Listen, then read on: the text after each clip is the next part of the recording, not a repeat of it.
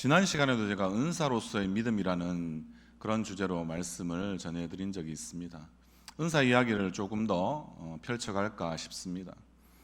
오래전에 이제 신유의 은사, 다 좋아하시는 은사더라고요. 이 땅 가운데 나이가 들면 암이라는 것은 당연히 생기는 것이고, 그것을 이길 수 있는 면역력이 없으면 우리는 암에 걸린다라고 의학적으로 표현한다고 합니다. 그래서 우리는 마음뿐만 아니라 각종 여러 가지 질환들, 그런 것들의 병마들에 의해서 우리는 고통당하는 것이 우리 어떻게 보면 오래 살아가는 삶이라고 하지만 그것이 복이 되는 것인지 저주가 되는 것인지 한편으로 생각해 보면 헷갈릴 만큼, 그렇게 우리는 나이가 들어갈수록 연약해져가는 우리의 모습 때문에 우리는 이 신유라고 이야기하는 하나님께서 치유해 주시는 놀라운 은사가 있으면 좋겠다라는 생각들을 많이 합니다. 이 신유의 은사로 유명하신 분들이 많습니다. 제가 경산에서 공부할 때도 거기 세국의 신유 선교협회인가 그렇게 교회인가라고 이야기하는 아주 큰 그런 곳에 옆에 제가 공부를 하면서 지냈던 적도 있었습니다. 물어보니 거기가 특별히 신유의 은사가 아주 강한 곳이어서 한번 집회를 하면 많은 사람들이 일반적인 약으로 고치지 못하던 것을 많이 치유함을 받는 그런 일들도 있었다라고 합니다. 아마 그런 곳에 유명한 한 목사님이 이제 집회를 하는 적이 있었다라고 합니다. 그리고 그 목사님이 인도한 집회에 참석한 사람들의 증언으로는 하나님이 그날 아마 특정한 그런 암, 이것을 고쳐주기를 원하신다고 그렇게 그가 스스로 그 자리에서 이야기합니다. 그리고 그 암을 가지고 있는 사람들은 다 앞으로 나와서 그렇게 또 치유함을 받도록 인도하였다고 합니다. 여러 명이 나갔겠죠. 그 중에 한 명에게 하나님이 오늘 고쳐주실 것을 믿느냐라고 물었다고 합니다. 그렇다고 이제 대답하니 그 중 한 명에게 하나님이 이미 고쳐주셨으니 그렇게 믿고 이제 아무 치료도 받지 말라고 그렇게 했다고 합니다. 그 위에 어떤 일들이 일어났겠습니까? 하나님이 치유해 주셔서 그렇게 해서 계속 오랫동안 행복하게, 그리고 자기 가족들과 즐겁게 잘 살았다, 이렇게 끝나면 제가 이 예화로 굳이 이런 이야기들을 여러분들에게 이 짧은 시간에 또 말씀을 드릴 필요가 없지 않겠습니까?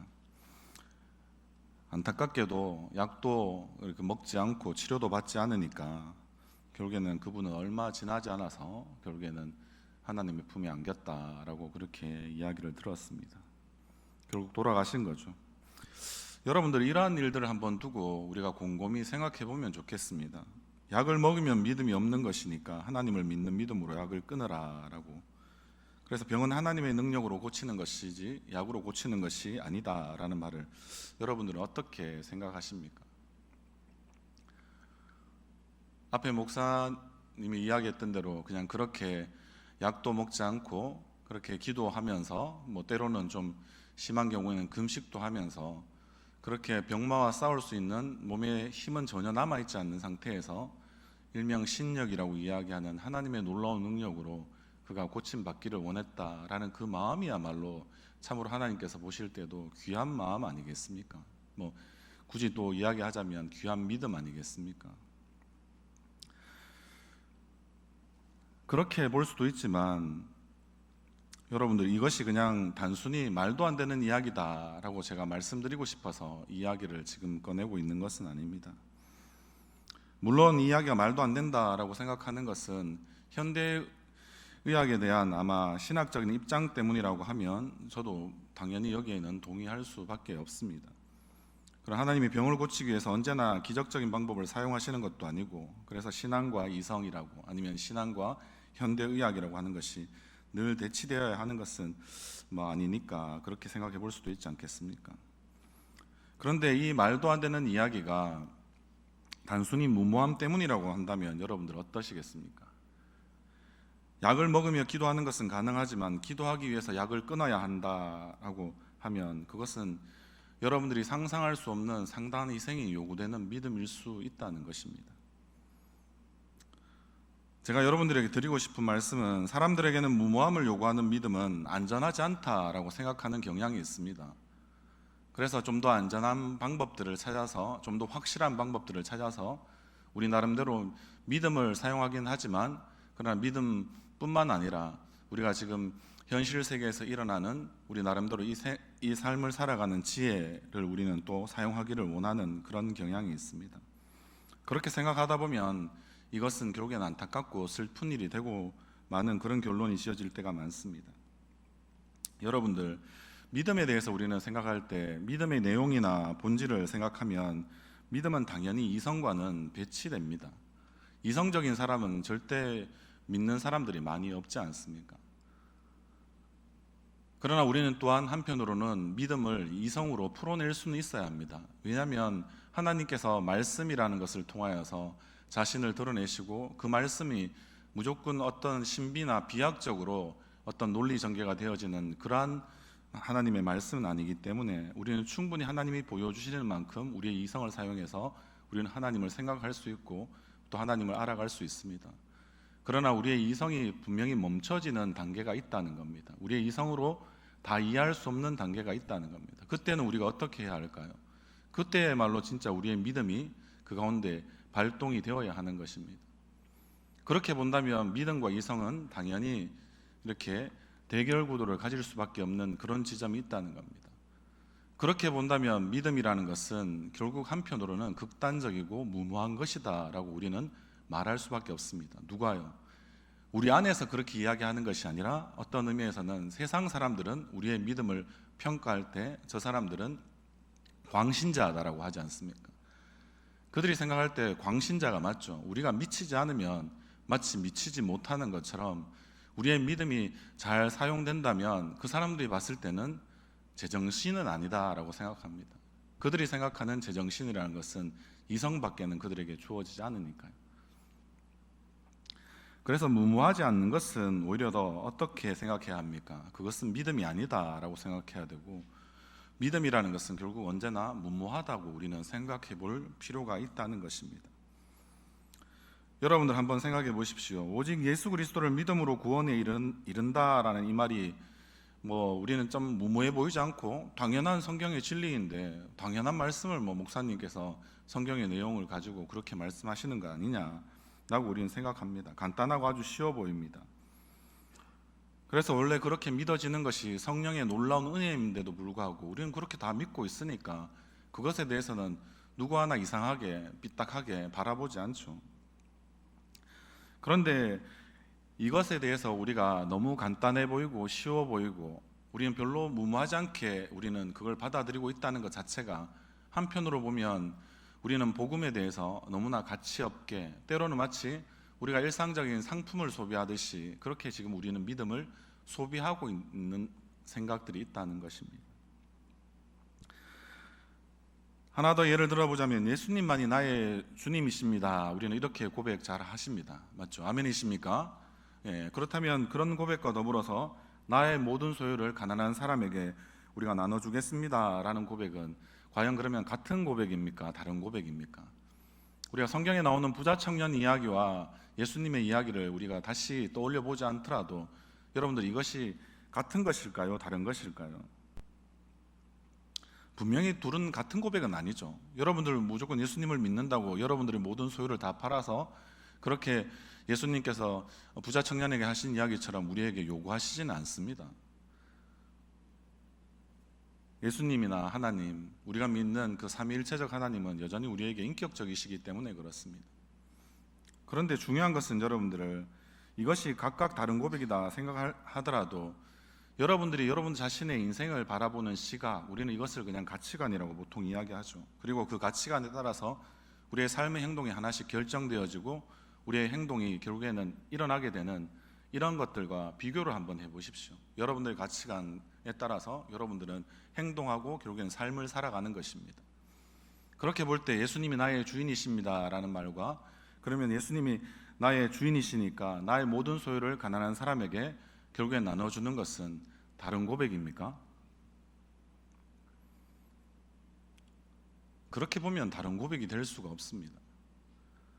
그러하게 오늘도 우리는 지금 오늘의 주제처럼 우리는 믿음이라고 계속 이야기하지만 우리의 실상 가운데서 이 믿음을 실제적으로 경험하는 것이 어려운 지점은 바로 우리 스스로가 생각할 때 믿음은 그냥 믿음이고 또 우리의 삶은 삶일 뿐이다. 우리의 실상은 다르다라고 우리는 스스로 생각하고 살아가기 때문에 그렇다는 것입니다. 여러분, 오늘 히브리서 11장 1절의 말씀을 읽었습니다. 우리는 늘 이야기할 때 믿음이 무엇이냐 물으면 히브리서 11장을 떠올립니다. 맞죠? 히브리서 11장의 믿음의 정의가 무엇입니까? 바라는 것들의 결국에는 실상이고 보이지 않는 것들의 증거다라고 합니다. 여러분들은 이렇게 믿음을 잘 이해하고 계십니까? 좀 어려운 이야기가 될 수도 있지만 여기에 쓰인 단어들이 실제는 꽤나 어려운 단어들이기 때문에 그렇습니다. 굉장히 추상명사로 가득한 그러한 정의가 내려진 거죠. 믿음이라고 이야기하는데 실상이라고 이야기하고, 믿음이라고 이야기하는데 증거라고 이야기하니까요. 그 중에서 지금 한 단어 이야기한 지금 아마 실상이라고 하는 단어는 히브리서 기자가 쓴 이 표현은 교회사에서 가장 유명한 이제 교리 논쟁이라고 이야기하는 그런 것들이 삼위일체 하나님에 대한 논쟁이 실제는 많이 치열하게 있었습니다. 그때 이 실상이라는 단어의 원래 헬라어 원뜻은 히포스타시스라는 말입니다. 영어로 치면 서브스텐스라고 이야기하는 본질이나 실체라는 말이거든요. 지금도 여기서 다 삼위일체 하나님을 우리 주일학교 아이들에게 교리적으로 잘 설명할 수 있는 선생님이 계신다면 그분과 저도 좀 더 많이 이야기하고 그것을 통하여서 삼위일체 하나님에 대한 저는 이해와 또 그 이해를 바탕으로 한 믿음의 폭이 저도 넓어졌으면 좋겠다라는 생각은 합니다. 요즘에 우리 주일학교 때 계속 교리편을 하고 있긴 하니까요. 그렇게 생각해 보면 여러분들 이 결국에는 히포스타시스라고 이야기하는 이 실체, 본질이라고 이야기하는 이것이 과연 무엇을 말하는지 우리 스스로는 지금 한참 묵상해야 되고 고민해야 될 필요가 있는 단어다라는 것입니다. 하나님은 본질적으로 하나이신데 위격적으로 다르다라고 이야기해서 하나님은 아버지 하나님이 계시고 아들 하나님이 계시고 또 하나의 그 아버지와 아들을 다 아우르는 하나의 또 영으로서의 하나님이 계신다라고 우리가 설명은 하죠. 근데 이게 제가 지금 설명은 다 드렸지만 여러분들 삼위일체 하나님의 본질, 이 히포스타시스라고 하는 것을 여러분들 그 하나로 위격은 다르지만 하나가 된다는 것을 여러분들 받아들이기가 쉽지는 않습니다. 왜냐하면 이 삼위일체 논쟁을 설명하기 위해서 배경이 되었던 것이 그리스 철학을 갖고 와서 이야기를 지금 하고 있기 때문에 그렇습니다. 굉장히 철학적인 용어이기도 하고 그것을 이해하는 것은 여러분들의 아마 이성과 믿음을 동시에 열심히 사용하셔야만 아마 하나님께서 지혜 주시는 대로 실제 하나님을 알아갈 수 있는 그런 길들이 열리기 때문에 그렇습니다. 히브리서 기자가 지금 우리가 소망하고 있는 이 예수 그리스도를 통해서 하나님의 자녀가 되었다. 그리고 영원한 기업을 이어받을 자들이다. 그리고 그 예수 그리스도의 사역에 놀랍고 탁월함을 통하여서 결국에는 그러한 영광스러움들이 그 가운데 분명히 있다라는 것을 마치 말하고 싶어서 삼위일체 하나님에 대해서 이러한 방식으로 마치 이야기하고 거기에 또 걸맞게 아마 믿음에 대해서도 믿음은 바라는 것들의 실상이다라고 그렇게 표현한 것일 수 있다는 것입니다. 저는 개인적으로 청교도인들을 좋아하고요. 청교도 사람들의 그 순결함, 아마 순수함, 순전함 이러한 신앙들을 참 본받고 싶었던 적이 아마 과거에 청년기를 지날 때 많이 가졌었습니다. 그들의 이름 자체가 청교도이지 않습니까? 그들은 순전한 신앙, 순결한 신앙, 마치 욥이 그렇게 고백했던 것처럼 정금과 같은 그런 믿음으로 그들은 잘 다듬어지는 사람들이었는데 그들이 늘 생각하는 신학은 우리가 지금 생각하는 신학은 아닌 것 같아요. 아마 청교도에 대해서 잘 평가하고 있었던 20세기의 유명한 영국의 목사님이 마틴 로이드 존스 목사님이었는데 그분은 청교도의 신학에 대해서 이야기할 때 그렇게 이야기합니다. 그들은 영광의 신학을 했다라고 이야기합니다. 여러분들 영광이란 말도 말 자체가 되게 무겁다라는 뜻이 담겨져 있는 원어적으로는 그런 단어이거든요. 이 영광의 신학에 대해서 여러분들이 이야기하시면 삼위일체 하나님에 대해서 이해가 훨씬 더 빨라질 수도 있습니다. 그러나 우리가 그러한 영광스러움들이 어떠한 것인지 우리는 자세히는 잘 모릅니다. 그래서 그냥 그것을 우리가 빛의 자녀로 부름받았다라는 이야기를 많이 하죠. 그리고 거기에 맞춰서 우리는 무엇을 이야기합니까? 그런 하나님의 빛이 우리의 삶 가운데 비춰지기를 원한다.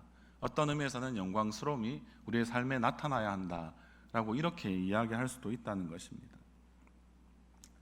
제가 삼위일체에 대하여서 또 영광의 신학에 대하여서 이렇게 간단하지만 그러나 좀 쉽지 않게 저도 다 이해가 되어서 여러분들에게 지금 전하고 있는 것은 아니니까요. 여러분들에게 저는 질문을 던지는 그런 차원에서 지금 말씀을 드리는 겁니다. 그럼 우리가 그것들을 한번 생각해 보면 어떤 일이 일어나겠습니까?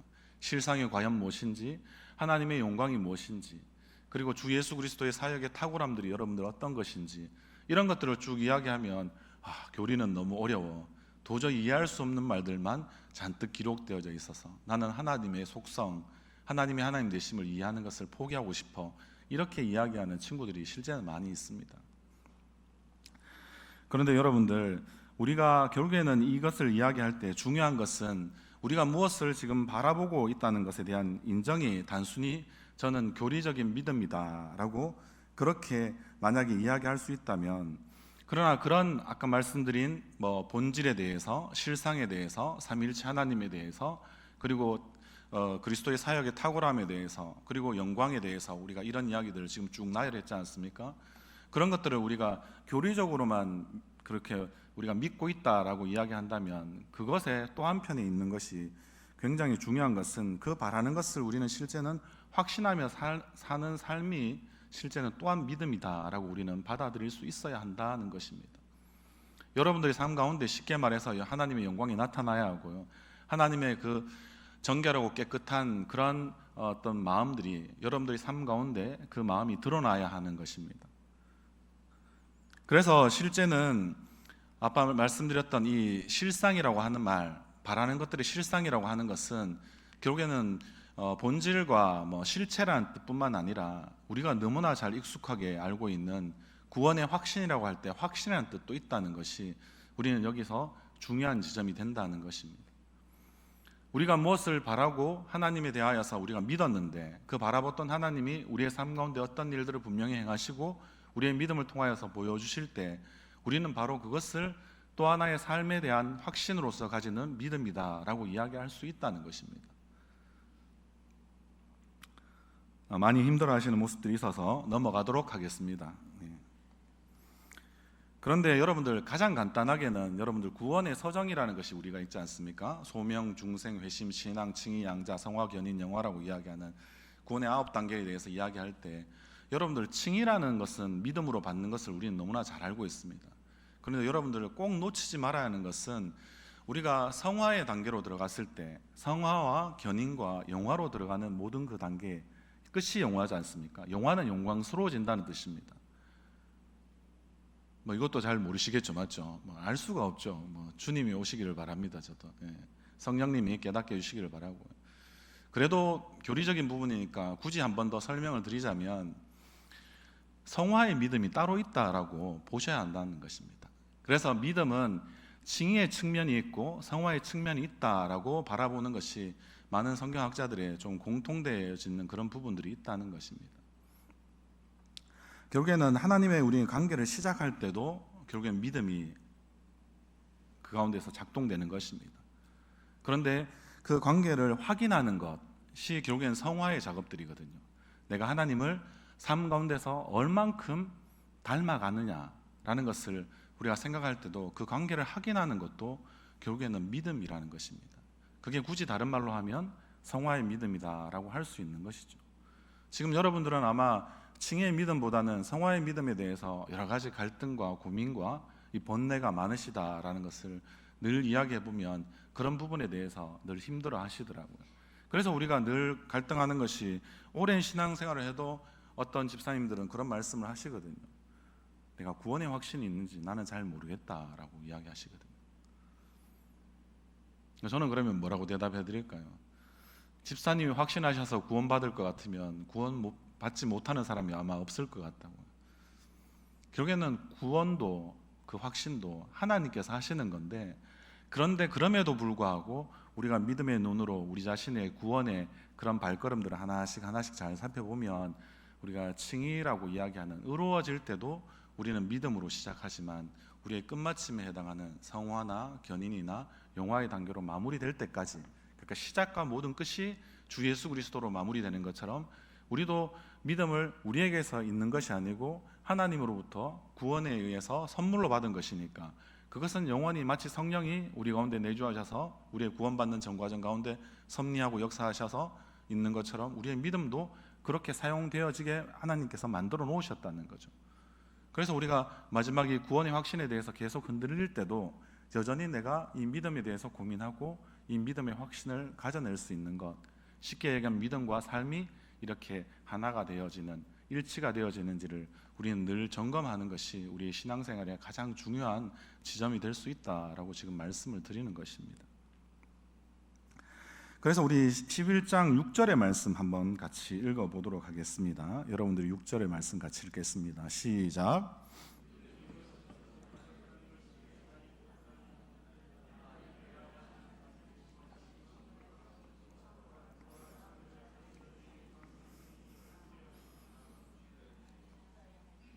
예, 여러분들 읽어주셨으니까 제가 세번역 성경으로 한번 이 6절을 다시 읽어보겠습니다.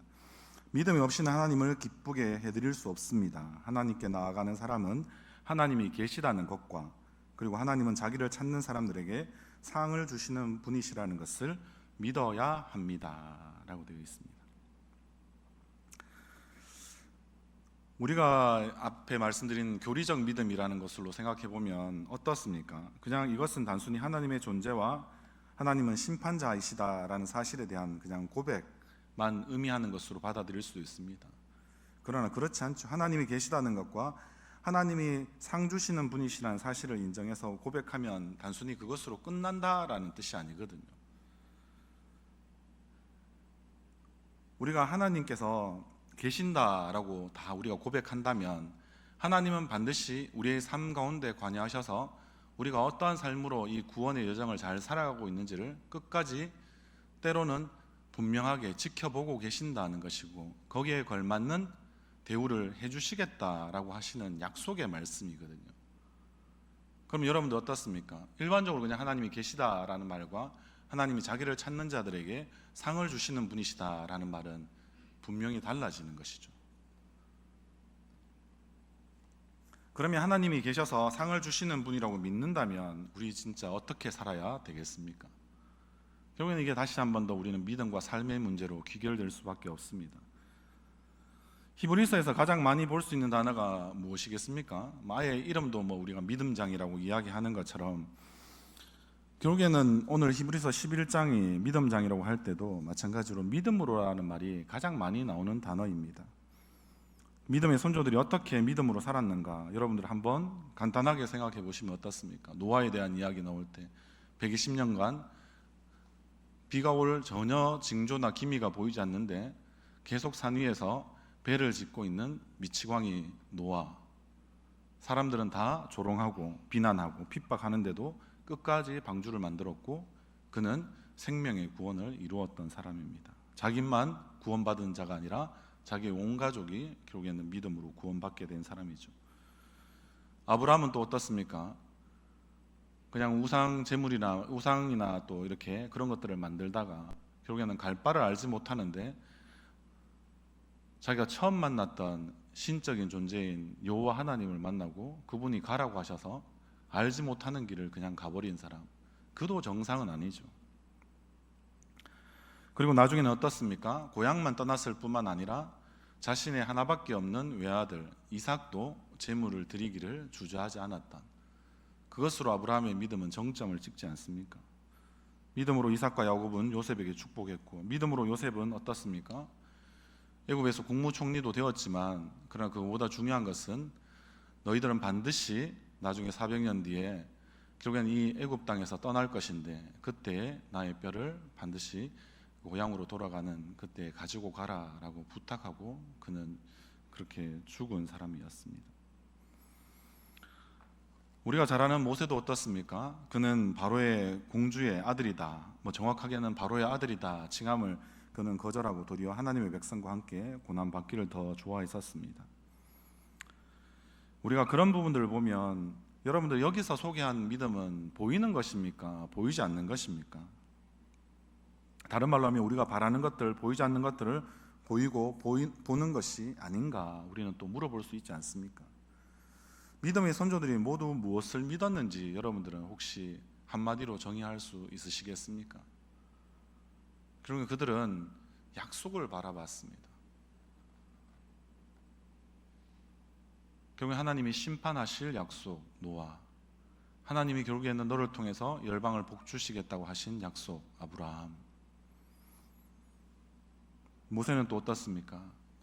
너는 반드시 여기에서 나아가게 될 것을 하나님께서는 결국에는 그에게 약속해 주셨기에 그는 왕자로 사는 것보다 목자로 사는 그런 삶들을 그는 선택하고 자기 민족의 지도자로서 하나님께서 그의 믿음을 들어 사용하셨다는 것 아니겠습니까? 하나님의 약속을 모두 믿은 것이죠. 이것은 우리가 구약이 오실 메시아에 대한 그런 약속이었다라고 알고 있고, 신약은 오신 메시아에 대한 약속이었다라고 우리는 알지 않습니까? 그리고 그 메시아는 통치하시는 하나님, 하나님의 나라에 대한 약속이었다라는 것을 우리는 알고 있습니다.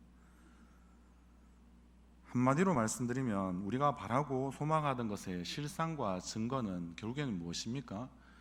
하나님은 영이시니까 우리의 눈에 도저히 보이지 않습니다.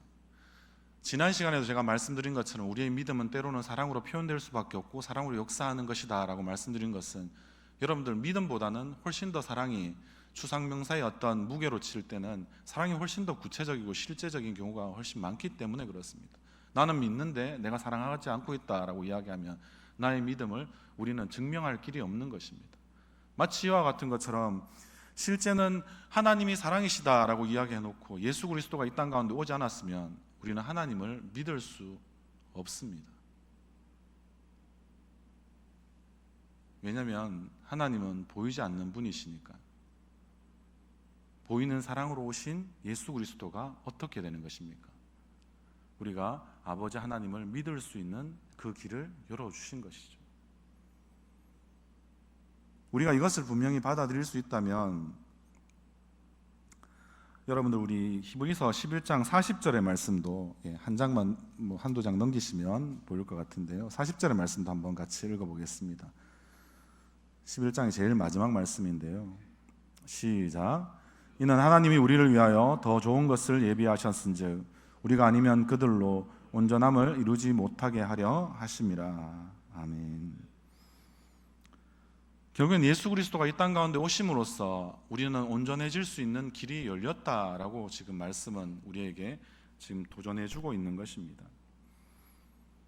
하나님의 약속을 믿고 우리의 삶 가운데 온전함을 이룰 수 있는 길, 그래서 우리는 더 이상 이전과 같은 삶으로 돌아가지 않는 길들이 우리 가운데 분명히 주어져 있다라고 이야기하는 것이죠.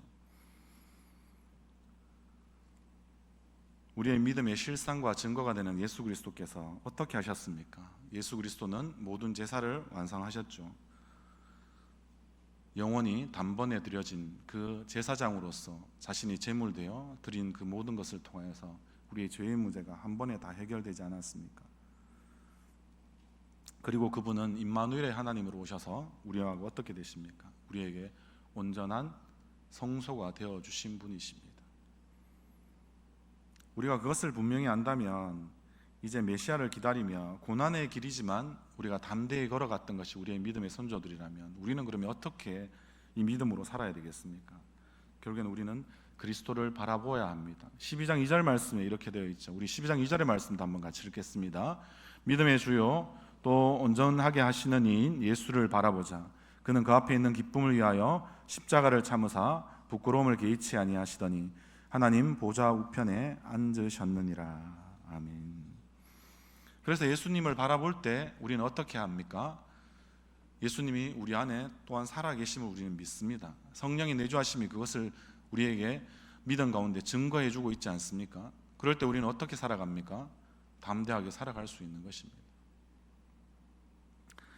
사랑하는 성도 여러분, 히브리서 원래 이 기자가 썼던 여러 목적 중에 이 히브리서가 기록된 목적 중에 하나는, 원래는 유대인이었다가 이제 기독교인이 된 사람들이 그 가운데 고민을 참 많이 했습니다. 왜냐하면 유대인들의 제사는 잘 보이지 않습니까? 뭔가 행위를 해도 좀 멋져 보이고 동물의 각을 또 잡고 뭐 뜨고 뭐 이렇게 이야기하면 그것을 통하여서 얼마나 우리의 이런 죄에 대해서도 실제적으로 막 이렇게 그런 부분들이 느껴지고 또 이렇게 경험되어지고 하는 것이 좋은데, 뭐 그리스도 인들하고 함께하는 이 기독교를 믿어보니까 전혀 보이는 게 없어요. 그럴 때 이 히브리서 기자가 이 책을 쓰면서 이야기합니다. 그럴 때 자꾸 그 제사라고 드려지는 너희들의 그 절차에 얽매이지 말고 실제는 예수 그리스도를 바라보라 라고 지금 12장 2절에서부터 계속해서 권면하고 있는 이유가 그것입니다. 너희가 죽인 그 예수가 바로 하나님의 사랑의 모든 것이었다. 그것이야말로 보이는 사랑으로서 너희와 함께 하시기 위해서 하나님의 아들 되시는 분이 결국엔 하늘에 계시지 않고 이 땅에 오셨다라는 것을 계속해서 반복적으로 이야기하는 것이죠. 우리가 그것을 분명히 믿어낼 수만 있다면 우리의 삶 가운데는 우리의 믿음은 달라질 수 있다라는 생각이 듭니다. 이제 말씀을 좀 정리해 보고자 합니다. 사랑하는 성도 여러분, 우리는 히브리서 11장에 보면 쭉 믿음으로 살았던 사람들의 놀라운 일들이 많습니다. 다니엘이 사자굴에 들어가서도 살았던 이야기, 그리고 다니엘의 세 친구들도 불과 같은 그런 용광로에 들어갔는데도 불구하고 그들도 또 살아서 돌아 나온 이야기들, 그런 것뿐만 아니라 많은 사람들 가운데서 또 이렇게 전쟁을 하는 데 있어서도 결국엔 이기게 하신 하나님의 놀라운 이야기, 기드온과 300명의 용사의 이야기, 이런 것들을 우리는 들어보면 전혀 우리에게는 믿음으로 그들은 모든 것들을 했다고 이야기하는데 우리의 마음에 와닿지 않죠. 혹시 여기에 많이 와닿으시는 분 있으십니까? 히스기야처럼 이렇게 또 기도했더니 하나님께서 좀 생명을 한 15년쯤 연장해 주셔서 저는 이렇게 좋은 또 시간이었다 이렇게 생각하시는 그런 분들 혹시 있으십니까? 대부분 다 그렇지 않으시죠. 저도 그렇지 않습니다. 그래서 우리는 이 히브리서 11장에 나오는 많은 부분들이 있지만 저는 36절 이하가 훨씬 더 마음에 많이 와닿았습니다. 36절 이하의 말씀들은 어떤 것입니까? 믿음으로 산 사람들을 이야기하는데 36절에서 38절까지의 말씀인데요, 우리 같이 한번 읽어보도록 하겠습니다. 시작. 또 어떤 이들은 조롱과 채찍질 뿐 아니라 결박과 옥에 갇히는 시련도 받았으며 돌로 치는 것과 톱으로 켜는 것과 시험과 칼로 죽임을 당하고 양과 염소의 가죽을 입고 유리하여 궁핍과 환난과 학대를 받으니 이런 사람은 세상이 감당하지 못하느니라. 그들이 광야와 산과 동굴과 토굴에 유리하였느니라. 아멘. 앞에 좀 화려하고 멋졌던, 그래서 정말 믿음이 있으면 정말 저렇게 사자굴에서도 불같은 시험 가운데서도 다 건짐을 받고 그렇게 하는 그런 사람들만 이야기하는 것 같은데 히브리서 11장의 마무리는 거기에 있지 않다는 것이 우리에게 큰 위로와 저는 힘이 된다고 해서 이 말씀을 오늘 이 말씀을 마무리할 때 꼭 같이 읽어봤으면 좋겠다라는 생각이 들었습니다. 그렇습니다. 우리의 보통 일상의 모습들과 앞에 말씀드린 그런 믿음으로 살았던 사람들의 위대함들은 또 뭔가는 우리와 좀 다르기 때문에 우리는 거기에 잘 공감되지 않고, 또 그래서 나는 믿음이 없는 것이 아닌가, 또 많은 사람들이 그렇게 또 이야기하는 것을 우리는 당연한 것처럼 받아들이고 그렇게 많이 살아왔던 시절들이 있었습니다. 그러나 여러분들, 믿음은 단순히 세상에서 승리하는 비결만 이야기하는 것이 믿음이 아닙니다. 물론 믿음으로 세상을 이기는 것은 맞지만, 그러나 세상을 이기는 비책이 마치 믿음인 것처럼 우리는 그렇게 생각할 수는 없습니다. 왜냐하면 세상에 감당하지 못하는 사람들을 우리는 지금 설명해내지 못하고 있으니까요. 이들은 어떻게 보면 승리자가 아니라 우리의 눈에 보였을 때는 패배자들 아닙니까? 톱으로 켬을 당하고 칼로 죽임도 당하고 토굴에도 들어가야 되고 동굴에도 들어가야 되고 산이나 광야에서 그냥 유리하다가 끝나버린 인생처럼 그냥 성경은 그렇게 기록하고 있기 때문에 그렇습니다. 그런데 믿음은 말씀드린 것처럼 우리를 한 믿음의 사람으로 만드는데 세상이 감당하지 못하는 사람으로 만드는 것입니다. 물론 그 사람이 사자굴에서 살아 돌아 나올 수도 있고요, 불같은 시험 가운데서도 건짐받을 수도 있고요, 그리고 많은 사람들, 적은 숫자를 통하여서도 수많은 사람들을 또 전쟁을 할 때도 이겨낼 수도 있고, 그러나 세상에 감당하지 못하는 사람들은 단순히 그런 것은 아닙니다. 고난당함에도 불구하고 그는 의연하게 대처하는 그런 사람들은 바로 그런 사람들이 믿음으로 세상을 이기는 사람들이고 세상이 감당하지 못하는 사람들이다라고 지금 히브리서 기자는 이 11장의 내용들을 마무리하고 있기 때문에 그렇습니다. 여러분들, 믿음이 없어서 고난을 당하는 것이 아니다라는 것을 우리는 믿음이 성숙해질수록 우리가 이것에 대해서 더 동의하고 공감할 수밖에 없지 않습니까? 믿음이 없어서 눈앞에 파도가 일 때마다 우리는 두려운 것이 아닙니다. 믿음을 지키고 세상을 살아내려고 하니까 우리는 고난당하고 두려운 것입니다. 아멘이십니까? 믿음은 고난을 극복하는 방법이 아닙니다. 고난 중에도 우리를 위해 부끄러움을 당하신 예수 그리스도만 바라보게 하는 것이야말로 우리의 믿음입니다. 믿음은 바라는 것들의 실상이고 보이지 않는 것들의 증거이신 예수 그리스도를 우리의 삶의 어떠한 상황과 형편 가운데서도 예수만 바라보는 것입니다.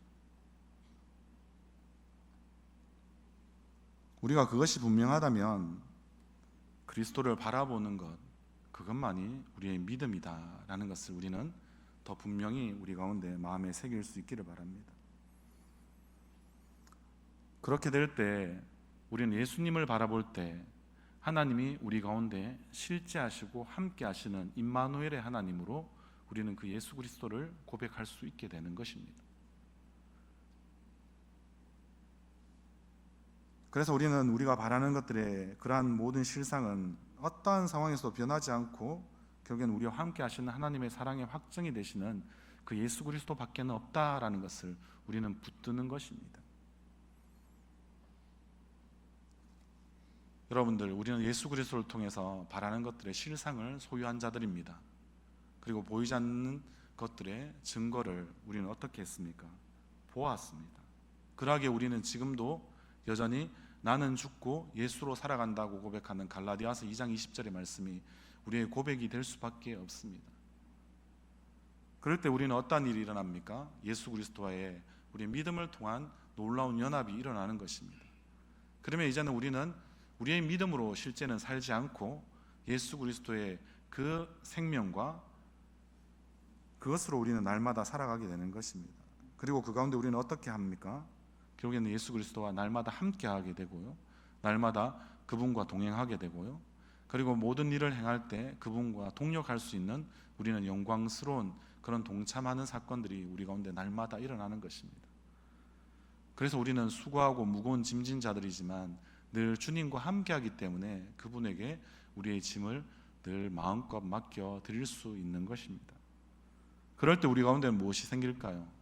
나의 삶은 여전히 고난이고 나의 삶은 여전히 어려움이고, 그렇게 나의 삶 가운데는 좋은 일이나 행복이라는 것은 눈을 씻고 찾을 수 없는 그런 경우들이 훨씬 더 많이 있지만, 그러나 그 고난의 한복판 가운데서 예수님이 우리와 함께 하신다라는 그런 기쁨이 우리 안에서 계속해서 샘솟고 그렇게 일어나게 될 것입니다.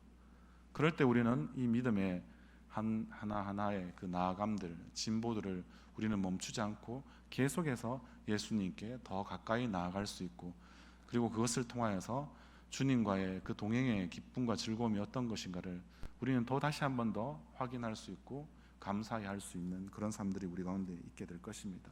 사랑하는 성도 여러분, 그것이야말로 참된 행복이고, 그리고 그것이야말로 참된 은혜에 충만한 그런 삶들이 될 것입니다. 우리 성도님들의 삶 가운데도 정말 믿음으로 살아간다고 할 때 이 믿음이 예수님만 바라봄으로써 우리의 모든 삶의 실제적인 삶들을 우리의 삶 가운데서도 현실을 살아낼 수 있는 그런 자들 되시기를 원하고, 그 가운데 내가 고난받고 있지만, 그리고 내가 두렵지만, 그러나 그것 때문에 내가 뒤로 물러가는 사람들이 아니라 세상에 감당하지 못하는 사람으로 나를 지금도 빚어내고 계시구나라고 생각하고 똑같이 견뎌내시며, 그리고 끝까지 주님을 바라보시는 그런 우리 모든 성도님들 되시기를 주님의 이름으로 소원합니다. 같이 기도하겠습니다.